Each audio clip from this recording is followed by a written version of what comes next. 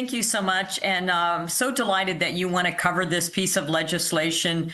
Since I've been in Congress in 2021, but for years, Congress has talked about children's online safety. We've had parents testify, parents come talk to members of Congress.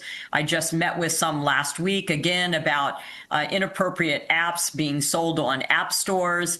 And so there's a lot that can be done and should be done. And the Spy Kids Act is just one small piece of, protecting children online. Yeah, so important. Yeah.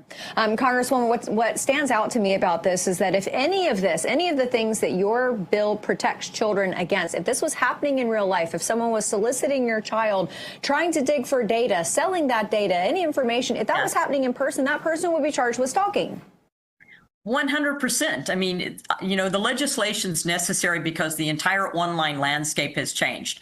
And even, 15 years ago, if you were buying something online, how many people have gotten a suggestion from the company about the next thing that they buy? So, I'm a physician, former director of the Iowa Department of Public Health. Even to take cord blood to do testing for hereditary diseases, you had to have parental consent. So why is it that social media companies, gaming platforms, apps, why are these companies allowed to basically take data from children, collate data, ask questions, and then throw advertisements at them? Remember when there was the big fervor over breakfast cereal advertising to children on Saturday morning cartoons? So there was a big fervor over that, but no one thinks twice about what they're doing. This is research, and medical research, you would have to get parental consent. Why is this any different? It's psychological research. They push notifications, they push information, they gather information from unsuspecting children, and they also develop algorithms that addict, even adults are susceptible to being addicted to these platforms and online. And don't forget, the CDC over 15 years ago, recommended not more than 2 hours of screen time.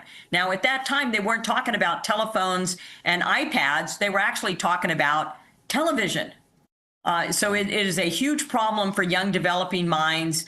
We need to address that problem. But most importantly, we need to address companies targeting minors, targeting them with algorithms, gathering information and securing information, tracking their behavior, without parental consent. And I think this is very important to protecting kids online.